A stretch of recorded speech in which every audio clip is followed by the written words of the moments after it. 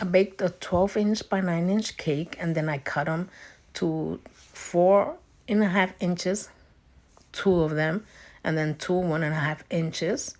And then I layer them, fill them up with buttercream, as you see me doing here. And then after I did the first layer of buttercream, I shilled it.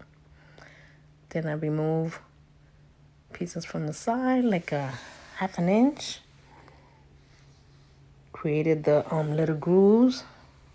I could replicate the sofa. And now I'm applying white chocolate ganache, and then our fondant.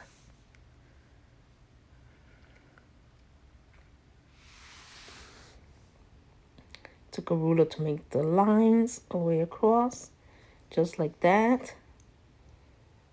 Any tool that'll help you. Then I apply the back portion fondant as well. I smooth it out with my fondant smoother, cut out the excess, and now I'm doing a little design. Then I'm doing the diagonal design with a ruler. So it could have that type of design. Then I took like a tool and did the little grooves. And then I took a tip and did little grooves designs on the front as well. And then I took a piece of fondant, rolled just the top and placed it for the side.